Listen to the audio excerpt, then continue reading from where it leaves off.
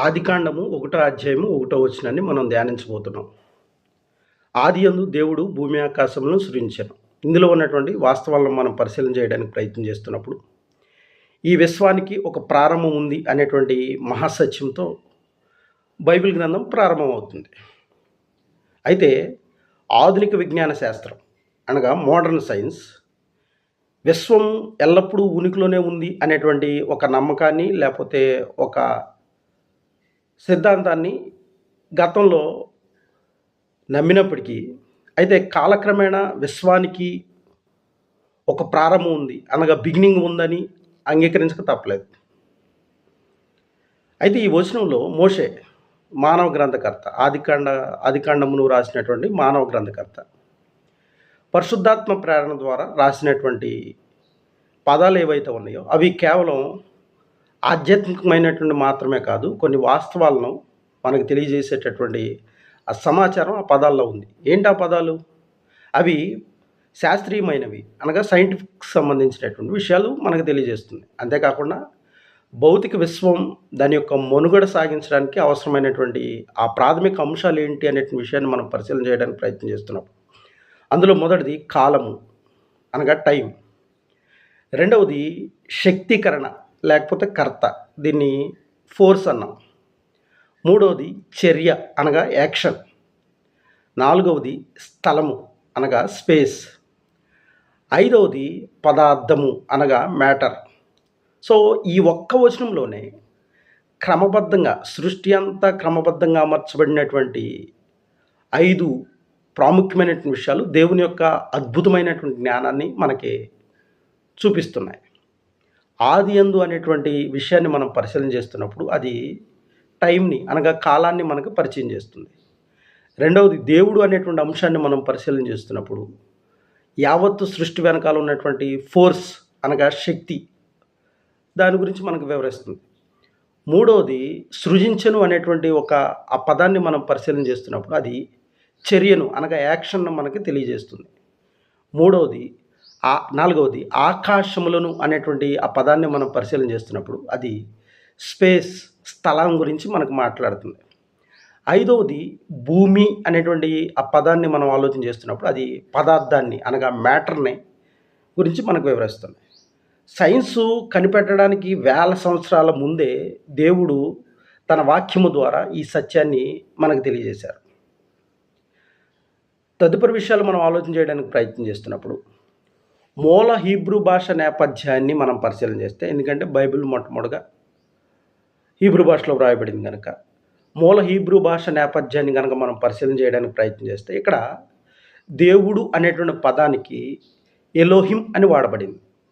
ఇది ఇల్ అనే ఏకవచన పదానికి బహువచనం. ఇల్ అనేటువంటిది ఏకవచన పదానికి, ఎలోహిం అనేటువంటి ఏకవచన పదానికి బహువచనం.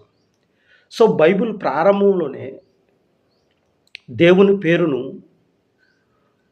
బహువచన రూపంలో ఉపయోగించడంలో అన్నటువంటి అర్థం ఏంటి అనే విషయాన్ని మనం ఆలోచన చేయడానికి ప్రయత్నం చేస్తున్నప్పుడు దేవుని యొక్క ఘనత, దేవుని యొక్క సార్వభౌమత్వము, వాటితో పాటు తండ్రి కుమార పరిశుద్ధాత్మ అనేటువంటి దైవత్వం యొక్క మర్మము ఈ యొక్క దేవుడు అనేటువంటి దాంట్లో దాగి ఉంది. సో బైబిల్ సిద్ధాంతాల ప్రకారం లేకపోతే బైబిల్ యొక్క విశ్వాస ప్రమాణం ప్రకారం వాక్యముతోనే సరిపోల్చి చూసినప్పుడు కొలసీలకు రాస్తున్నటువంటి పత్రిక 1వ అధ్యాయం 16వ వచనంలో కానీ, యోహాను సువార్త 1వ అధ్యాయం మొదటి 3 వచనాల్లో కానీ సమస్త సృష్టి యేసుక్రీస్తు వారి ద్వారా మాత్రమే సృజించబడిందని, ఆయన కొరకు మాత్రమే సృజించబడిందని, ఆయన లేకుండా ఏది కూడా కలగజేయబడలేదనే విషయాన్ని మనకు తెలియజేయబడుతుంది. సో అలాగే సృజించను అనేటువంటి పదానికి హీబ్రూలో బారా అనేటువంటి పదాన్ని ఉపయోగించారు. పాత నిబంధనలు ఈ పదం ఎందుకు వాడబడింది, దేనికోసం వాడబడింది అంటే ఇది కేవలము దేవుని కార్యాలకు మాత్రమే ఉపయోగించబడింది. అంటే దేవుడు ఈ సృష్టిని సృజించాడు అన్నప్పుడు కొలసీలకు రాసిన పత్రిక యోహాను సువార్త ప్రకారము యేసుక్రీస్తు వారి ద్వారా సమస్త సృష్టి సృజించబడింది అన్నప్పుడు బారా అనేటువంటి పదాన్ని వాడేయడం అంటే అది కేవలము దేవుడు చేసినటువంటి కార్యాలకు మాత్రమే వాడబడింది అనే విషయాన్ని మనం గుర్తించాలి.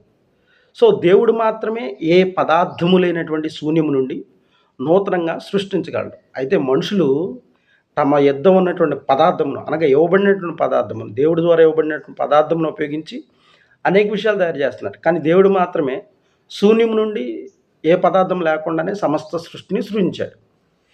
అయితే ఈ సత్యము లోకంలో కొంతమందికి ఇబ్బందికరంగా ఉంటుంది. ఎవరు వాళ్ళు? నాస్తికులు, అంటే దేవుడు ఉన్నాడని నమ్మనటువంటి వాళ్ళు, మరియు పరిణామవాదులు, అంటే వీళ్ళు కేవలము సృష్టి అనేటువంటిది పరిణామం చెందిందని వీళ్ళు మాట్లాడేటువంటి తత్వం కలిగి ఉన్నటువంటి వాళ్ళు. సో వాళ్ళ యొక్క వాదనలను ఈ బైబిల్ యొక్క సత్యం ఏం చేస్తుందంటే పూర్తిగా తిప్పికొడుతుంది. సో విశ్వము తనంతట తానే అనాదిగా ఉందని వాదించేటటువంటి మెటీరియలిజం లేకపోతే పాంతిజం అనేటువంటి సిద్ధాంతాలు ఏవైతే ఉన్నాయో అవన్నీ కూడా ఈ వచనం అనేటువంటిది వాటికి గొడ్డలు పెట్టిలాగా ఉండి శూన్యంలో నుండి ఏది రాదు, అవుట్ ఆఫ్ నథింగ్ కమ్స్ అనేటువంటి ఈ సిద్ధాంతాలు, మరి ముఖ్యంగా థర్మోడైనమిక్స్ మొదటి నియమం ప్రకారము శూన్యం నుండి ఇంత క్రమబద్ధమైనటువంటి విశ్వము దాని అంతటా అదే రావడం అసాధ్యము అనేటువంటి విషయం ఏదైతే ఉందో దానికి అపోలజిక్స్ పరిశోధనల ప్రకారము విశ్వంలో కనిపించేటటువంటి అద్భుతమైనటువంటి డిజైన్ వెనకాల, లేకపోతే ఈ అద్భుతమైనటువంటి సృష్టి వెనకాల అద్భుతమైనటువంటి డిజైనర్ ఉన్నాడు. ఆయనే సృష్టికర్త అయినటువంటి దేవుడు. దాన్ని లా ఆఫ్ రేషనాలిటీ అనేటువంటి దాన్ని ఈ వచనం స్థిరపరుస్తుంది. సో దేవుడు భూమి ఆకాశములను కేవలము తన నోటి మాట ద్వారా సృష్టించి తన సర్వాధికారాన్ని చాటుకున్నాడు.